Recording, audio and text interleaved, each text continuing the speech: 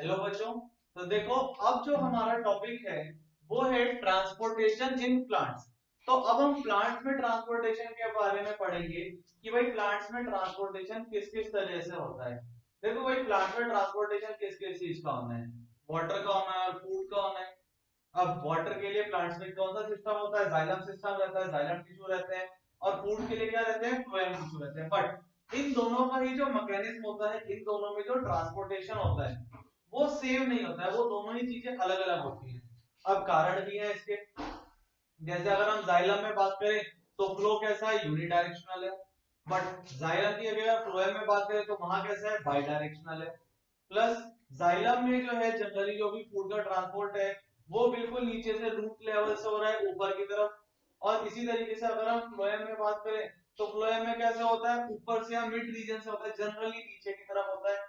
बहुत कम टाइम ऐसा होता है कि फूड को ऊपर की तरफ भी लेकर के जाया जा रहा है, क्योंकि ऊपर की तरफ जनरली पहले से ही काफी लीव्स वगैरह प्रेजेंट रहती है। हाँ, फिर भी जब प्लांट ग्रो कर रहा होता है तो क्या होता है, फूड को ऊपर वाली साइड पे भी, जो प्लांट की हाइट ऊपर वाली साइड होती है वहां पे भी भेजना पड़ जाता है।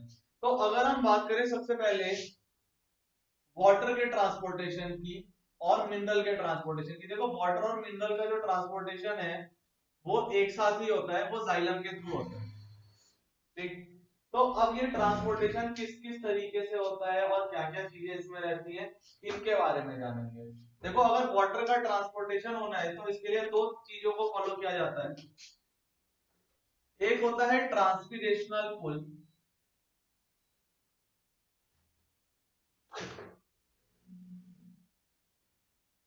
और दूसरा होता है रूट प्रेशर। अब हम इन दोनों चीजों को समझते हैं कि भाई ये ट्रांसपीरेशनल पुल क्या होता है और ये रूट प्रेशर क्या होता है। तो सबसे पहले हम बात करते हैं ट्रांसपीरेशनल पुल की। ट्रांसपीरेशन क्या होता है ये पता होना चाहिए। क्या होता है, देखो वाटर का स्टोमेटा वगैरह, स्टोमेटल ओपनिंग वगैरह जो होती है उनके थ्रू जब लॉस हो जाता है तो उस चीज को हम क्या कहते हैं, ट्रांसपीरेशन कहते हैं। तो ट्रांसपीरेशन के टाइम पे देखो क्या होता है, जब एक तरफ से वाटर का लॉस हुआ तो जो एरिया जहां से वाटर का लॉस हो रहा है वहां पे क्या जनरेट हो जाएगा, वैक्यूम जनरेट हो जाएगा। अब वो वैक्यूम क्या करेगा, नीचे की तरफ से वाटर को एब्जॉर्ब करेगा, नीचे की तरफ से वाटर को सक कर लेगा। तो वहां पे क्या हुआ, सक्शन की वजह से एक पुल फोर्स लगेगी। तो ट्रांसपीरेशन की वजह से जो सक्शनल पुल फोर्स लगती है उसके थ्रू जो वाटर का मूवमेंट होता है उसे हम क्या कहते हैं, उसे कहते हैं हम ट्रांसपीरेशनल पुल। अब ट्रांसपीरेशनल पुल जनरली कब होगा, दिन के टाइम पे होगा भाई, तभी स्टोमेटा ओपन रहते हैं, तभी रेट ऑफ ट्रांसपीरेशन भी क्या रहता है, हाई रहता है। साथ ही साथ इसकी स्पीड भी काफी अच्छी होती है, क्योंकि यहाँ पे क्या लग रहा है, एक फुल फोर्स लग रहा होता है जो काफी ज्यादा यूनिफॉर्मली इस चीज को करता है। अब इसके बाद अगर हम बात करें रूट प्रेशर, रूट प्रेशर क्या होता है, ये किस तरीके से वर्क करता है। जनरली आपने भी देखा होगा, अगर हमारा घर भले ही ग्राउंड फ्लोर पे हो या फर्स्ट फ्लोर पे हो, बट क्या होता है जब हम टैप को ओपन करते हैं तो उसमें से ग्राउंड वाटर का ही प्रेशर इतना ज्यादा होता है कि वो क्या हो जाता है, ऊपर की तरफ आ जाता है। इसमें जनरली हमारी दो थ्योरीज काम करते हैं, जिन्हें हम कहते हैं कोहेशन और एडेशन थ्योरी।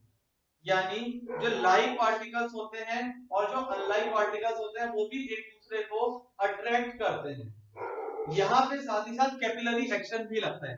यानी क्या होगा, जैसे अगर आप कभी भी ग्लास है, एक ग्लास में अगर आप वाटर भरो तो जो वाटर होता है वो कुछ इस शेप में आता है। ठीक है, वो बिल्कुल सीधी शेप में नहीं आता, वो एक कर्व बनाता है। अब यहाँ पे हुआ क्या, देखो ये वाटर मान के चलो अगर हमने ग्लास टम्बलर में रखा है तो वाटर के मॉलिक्यूल्स ग्लास को ज्यादा अट्रैक्ट कर रहे हैं as compared to its own molecules. अब ऐसा करने की वजह से पानी ऊपर चढ़ जाएगा। बट इसी चीज को, ये ग्लास तो बहुत बड़ा था, इसलिए बिल्कुल पतली सी अगर ट्यूब ले ली जाए, यानी एक कैपिलरी ले ली जाए, एक कैपिलरी में अगर हम पानी यहां तक भरते हैं तो वो अपने आप ही ऊपर चढ़ के एक लेवल तक और ज्यादा एक्वायर कर सकता है। इस चीज को हम कहते हैं कैपिलरी एक्शन। और यही चीज काम करती है रूट प्रेशर के टाइम पे। जब भी हम पानी को, जब हम पानी देते हैं प्लांट वगैरह को तो कहा जाता है, सॉइल में जाता है। वहां पे जो ये वाटर होता है ये प्रेशर को एक्सर्ट करता है और उसी प्रेशर की वजह से क्या हो जाता है, वाटर का मूवमेंट हो जाता है। अब भाई इस तरीके से वाटर का मूवमेंट हो रहा है तो डेफिनेट सी बात है ना ही ज्यादा स्पीड रहेगी और ना ही ये पूरे टाइम हो सकता है या बड़े पेड़ों में हो सकता है। ये जनरली जो ग्रास प्लांट्स वगैरह होते हैं इन्हीं में होता है। इनमें तो रूट प्रेशर इतना ज्यादा लगता है कि इनसे वाटर ड्रॉपलेट्स कई बार लीक करने लग जाते हैं। इन सब चीजों का जो आगे का डिटेल कंसेप्ट है इसे आप 11th क्लास वगैरह में जानोगे अगर आप बायो ऑप्ट करते हो तो। ये था हमारा वाटर और मिनरल के लिए कि भाई किस तरीके से ट्रांसपोर्टेशन वगैरह होता है। बट इसी जगह पे अगर हम बात करें फूड की कि भाई जो फूड वगैरह है उसे किस तरीके से करना है ट्रांसपोर्ट। देखो जो फूड वगैरह होता है उसके ट्रांसपोर्टेशन के लिए हम जिस वर्ड को यूज करते हैं वो होता है ट्रांसलोकेशन। तो फूड का क्या होता है ट्रांसलोकेशन होता है। फूड का ट्रांसलोकेशन किसके थ्रू होगा फ्लोएम के थ्रू होगा। अब यहाँ पे जो थ्योरी इस चीज को एक्सप्लेन करती है उसे कहते हैं हम प्रेशर फ्लो हाइपोथेसिस या मास फ्लो हाइपोथेसिस।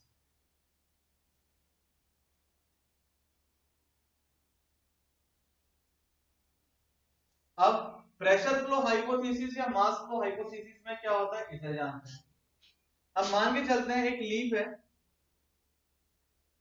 अब इस लीफ में क्या है ये फ्लोएम की पाइपलाइन को हम इसमें यहाँ पे रिप्रेजेंट कर रहे हैं और फ्लोएम की जो पाइपलाइन है इसमें क्या है ये जो पोर्स है इनके थ्रू फूड हमारा मूव कर सकता है अंदर की तरफ। अब मान के चलते हैं हम लीफ में इस पोर्शन में यहाँ पे फूड प्रिपेयर हुआ। अब ये फूड क्या होगा जैसे जैसे और ज्यादा फूड बनेगा प्लस जैसे जैसे अगर हम जाइलम की भी एक ट्यूब ऐड कर लेते हैं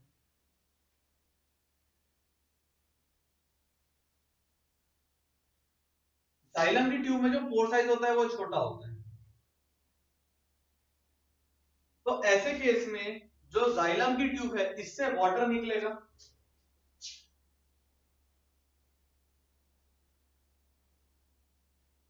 और ये वाटर क्या करेगा ये जो हमारा फूड पार्टिकल है इस पे प्रेशर लगाएगा।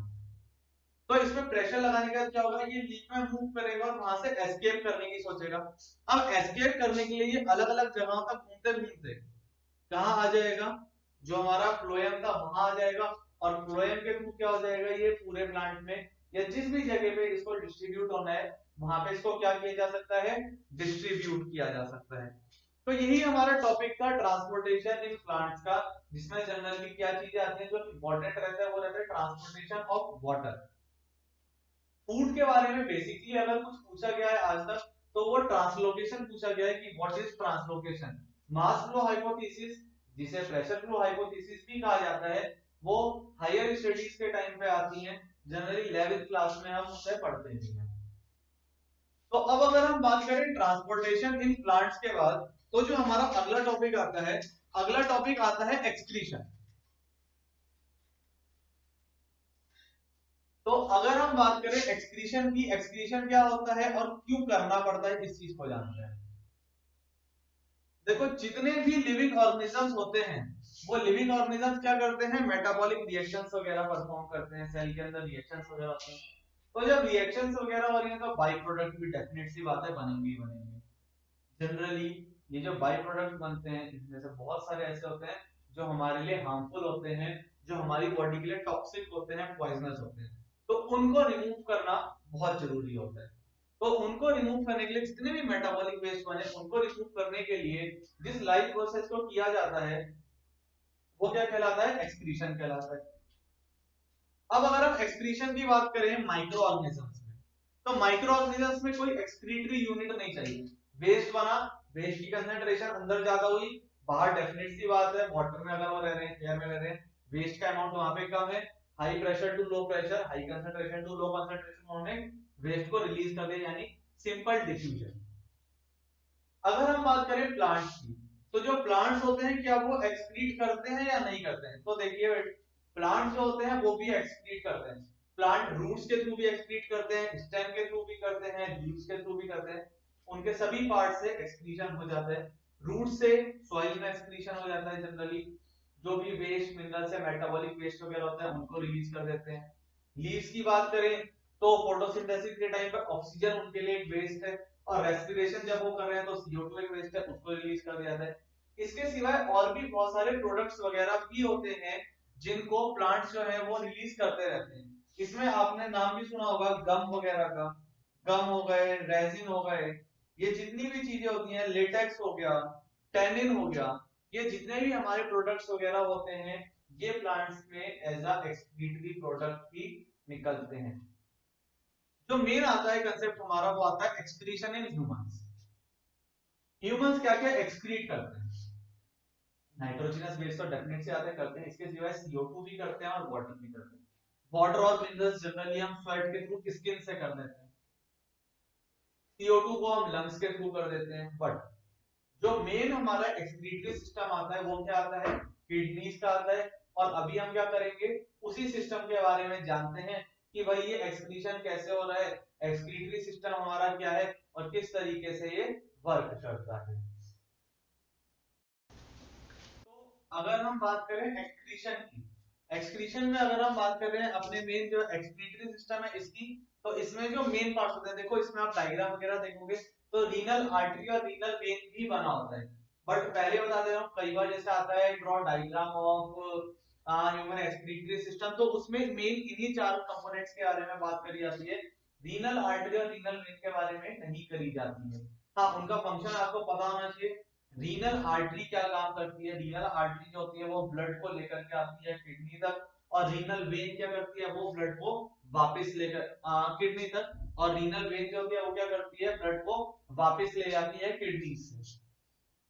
तो अगर इन सब की बात करें, पहले इन सब का फंक्शन जानते हैं, फिर किडनीज का जो मेन फंक्शन आता है और इसकी जो यूनिट्स आती है उनके बारे में जानेंगे। किडनी क्या काम करती है? किडनी वो ऑर्गन है जहां पे ब्लड का फिल्ट्रेशन होता है, जिसको हम अल्ट्रा फिल्ट्रेशन भी कहते हैं।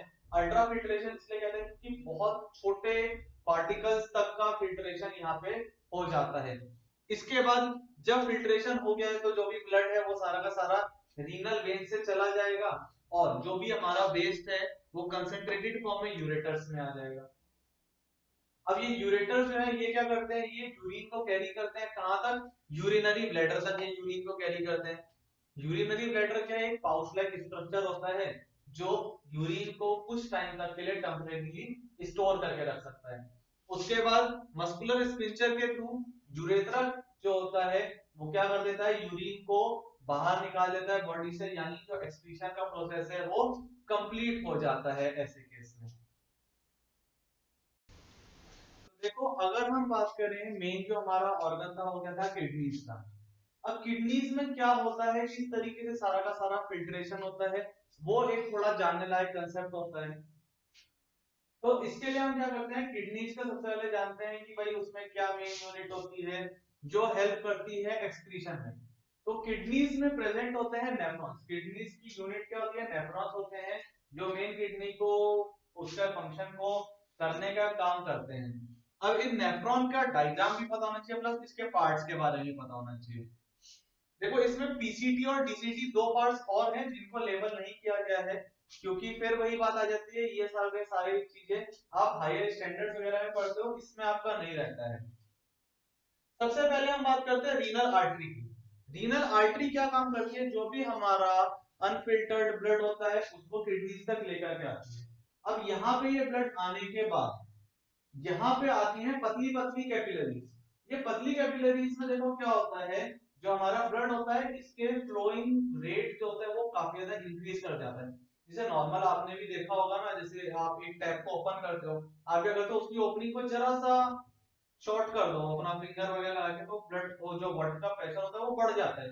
सेम यही काम होता है यहाँ पे भी। जो ग्लोमेरुलस पार्ट होता है, ग्लोमेरुलस में अल्ट्रा फिल्ट्रेशन होता है ब्लड का, यानी प्रेशर इतना ज्यादा बढ़ जाता है कि इनर्शिया लगता है यहाँ पे। और आपने पढ़ा भी होगा उसके बारे में, क्या होता है? जो ब्लड होगा वो तो हमारा मूव करता रहेगा अलग अलग डायरेक्शंस में, बट जो पार्टिकल्स होंगे वो गिरने लगेंगे इससे। जैसे अगर हम बात करें, एक बाइक है या कार है, अगर वो कार है एकदम आप बैठे हो उसमें, वो सडन जर्क ले ले, तो ऐसे केस में क्या होगा? आप दूसरी तरफ गिर जाओगे। तो उसी तरीके से यहाँ पे भी जब ब्लड हमारा सडन जर्क वगैरह लेता है, तो इसमें से जितने भी पार्टिकल्स होते हैं, इवन यूजफुल पार्टिकल्स, जो यूजफुल मिनरल्स हैं, इवन वाटर जो है उसका तक लॉस यहाँ पे हो जाता है। अब इतना होने के बाद क्या होता है? ब्लड का अल्ट्रा फिल्ट्रेशन हो गया। तो जो हमारा ये रिसीविंग पार्ट होता है जिसे कहते हैं बोमेन्स कैप्सूल, बोमेन्स कैप्सूल में क्या होता है, सारा का सारा ये वेस्ट आकर के कलेक्ट हो जाता है और यहाँ से आता है ये हमारी ट्यूब्यूल के सिस्टम में जाता है। ट्यूब्यूल के सिस्टम के साथ ही साथ जो हमारा ब्लड वेसल्स होती है, जनरली कैपिलरी सिस्टम होता है यहाँ पे। अगर मैं सारी कैपिलरीज बनाऊंगा तो ब्लड जो डायग्राम है कॉम्प्लिकेटेड हो जाएगा, प्लस अगर आप एग्जाम में भी चाहोगे तो ये डायग्राम बना सकते हो, ये डायग्राम एक्सेप्टेबल है। तो ऐसे केस में क्या होता है, जो यहाँ पे कैपिलरीज लगी होती हैं ये ब्लड को और जो भी हमारे इंपॉर्टेंट मिनरल्स वगैरह होते हैं उसको ये वापस एब्जॉर्ब कर लेती है और ये रीनल वेन के थ्रू चला जाता है। अब यहाँ से जो भी हमारा वेस्ट आया, जो कंसंट्रेटेड वेस्ट है, जो क्या बन गया, यूरिन बन गया, ये यहाँ से कहा जाएगा, कलेक्टिंग डक्ट या कलेक्टिंग ट्यूब्यूल में जाएगा। कलेक्टिंग ट्यूब्यूल क्या करती है, बहुत सारे नेफ्रॉन से जो भी वेस्ट होता है जनरली यूरिन, उसको कलेक्ट करती है और उसको कहां ले जाती है, यूरेटर्स पे ले जाती है। अब ये तो हो गया इसका फंक्शन। अब हम जानते हैं कि भाई ये यूरिन क्या होती है और क्या होगा अगर हमारी जो किडनी वगैरह है वो खराब हो जाए तो। हाँ भाई, तो सबसे पहले बात करते हैं हम यूरिन की। तो यूरिन में क्या होता है, देखो 96% वाटर होता है और अगर हम मैमल्स की बात करें तो उनकी जो यूरिन होती है उसका जो वेस्ट कंटेंट होता है वो क्या होता है, यूरिया होता है। ठीक है, और इसमें हमारा क्या होता है, 96% वाटर होता है प्लस ऑर्गेनिक कंपोनेंट्स होते हैं 2.5% और इनऑर्गेनिक कंपोनेंट्स होते हैं 1.5%। प्लस हमारी जो यूरिन होती है जनरली उसका एम्बर कलर होता है, जिसे हम येलोइश कलर, येलोइश अपीयरेंस के उसमें जानते हैं। उसका कारण होता है प्रेजेंस ऑफ यूरोक्रोम। यूरोक्रोम एक पिगमेंट होता है जो यूरिन को उसका कैरेक्टरिस्टिक कलर देता है। अब अगर बात करें सभी ऑर्गेनिजम्स, अगर हम मेन किसकी बात कर रहे हैं, वर्टिब्रेट्स की बात कर रहे हैं, तो उनमें सभी ऑर्गेनिज्म जरूरी नहीं है कि यूरिया को ही एक्सक्रीट करें। अगर ऑर्गेनिजम्स एक्वाटिक है, पानी में रहते हैं, तो जनरली वो एमोनिया को रिलीज करते हैं। अगर वो बर्ड्स वगैरह हैं तो उनमें क्या होता है, वाटर के लॉस को और ज्यादा रोकने के लिए वो यूरिया में से वाटर को और ज्यादा रिमूव करते हैं। वो यूरिक एसिड को जनरली पैलेट्स के रूप में रिमूव करते हैं एज वेस्ट। ह्यूमंस में यूरिया रहता है। यूरिया कैसा होता है, एसिडिक होता है। सो जनरली जो हमारी यूरिन होती है वो भी कैसी होती है, एसिडिक होती है बिकॉज ऑफ यूरिया। बट अगर वही चीज स्टैंडिंग पोजीशन में रहेगी तो ऐसे केस में क्या रहेगा, स्टैग्नेंट पोजीशन में वहां यूरिया से एमोनिया बनना शुरू हो जाता है। इसीलिए कुछ टाइम बाद जो यूरिन है वो अपने एसिडिक नेचर की जगह कैसी हो जाती है, बेसिक हो जाती है। तो अब ये यूरिन के बारे में जाना कैसे होता है। अब हम जानते हैं कि भाई अगर मान के चलो किसी ऑर्गेनिज्म की, किसी ह्यूमन वगैरह की अगर किडनी खराब हो जाती है तो ऐसे में उसे क्या क्या करना पड़ता है, क्या क्या प्रोसेस होते हैं ऐसे केस में। तो देखो अब क्या होता है, जब भी हम हमारी किडनी वगैरह खराब हो जाती है तो ऐसे केस में क्या करना पड़ता है, आर्टिफिशियल किडनी को यूज करते हैं और उसके थ्रू जो फिल्ट्रेशन प्रोसेस होता है उसे ही हीमोडायलिसिस कहा जाता है। यहाँ पे हीमो वर्ड जनरली ब्लड को डिनोट करता है कि भाई ब्लड का डायलिसिस हो रहा है, उसका फिल्ट्रेशन हो रहा है, बट बाहर हो रहा है बॉडी के मशीन वगैरह के थ्रू हो रहा है। तो इसमें होता क्या है, इसे जानते हैं। देखो सबसे पहले जो ब्लड होता है उसे आर्टरी से लिया जाता है। आर्टरी से लेने का मेन रीजन ये होता है कि आर्टरी से आने वाले ब्लड का प्रेशर तेज होता है, उसे फिर भी और तेज बना दिया जाता है पंप वगैरह की मदद से। वो जो हमारा ब्लड होता है जिसमें जो पॉइजनस सब्सटेंसेस, जो मेटाबॉलिक वेस्ट होता है वो प्रेजेंट होता है, वो सारा का सारा जाता है इन ट्यूब्स में। जो ट्यूब्स होती है इनकी जो कवरिंग होती है वो सेमी परमेबल मेम्ब्रेन की होती है, यानी इस वजह से क्या होगा, जो भी वेस्ट वगैरह होगा वो बाहर निकल जाएगा। इसी तरीके का ये सॉल्यूशन बनाया भी जाता है। अब ये जो ये सॉल्यूशन होता है ये इस चीज में हेल्प करता है कि जो भी वेस्ट वगैरह है वो बाहर निकल जाए। लगातार फ्रेशली सॉल्यूशन को ऐड करते रहते हैं यहाँ पे पंप के थ्रू, और जो वेस्ट होता है वो वेस्ट दूसरे बीकर में कलेक्ट होता रहता है, इसमें हमारा यूज सॉल्यूशन होता है और जो भी मेटाबॉलिक वेस्ट वगैरह है वो सारी चीजें होती हैं। अब जो हमारा ब्लड होता है फिल्ट्रेशन के बाद इसे वेन में डाला जाता है। वेन्स में डालने का मेन रीजन ये होता है कि वहां पे ब्लड आराम से लो प्रेशर से फ्लो होता है। तो जब हम बाहर से इस ब्लड को बॉडी में फिर से डालते हैं तो ऐसे केस में कोई भी प्रॉब्लम वगैरह क्रिएट नहीं होती और बहुत इजीली और स्मूथली ये प्रोसेस रन कर लिया जाता है। ये मेथड था हमारा हीमोडायलिसिस या आर्टिफिशियल किडनी का। अगर बात करें तो मेजॉरिटी टॉपिक्स हमारे यही हैं। फिर भी आपको कोई भी अगर डाउट वगैरह है, आपको लगता है कोई टॉपिक वगैरह ऐसा था जो पता होना चाहिए था आपको या उसके बारे में आपको अगर जानना है तो आप क्या करें, कमेंट सेक्शन में जाकर के उसको कमेंट कर सकते हैं और हम उन कमेंट्स के थ्रू पे एक नई वीडियो और बना देंगे जिसमें क्या रहेगा, आपके जितने भी डाउट्स वगैरह रहेंगे हमने उनको क्लियर कर दिया होगा। Okay, thank you.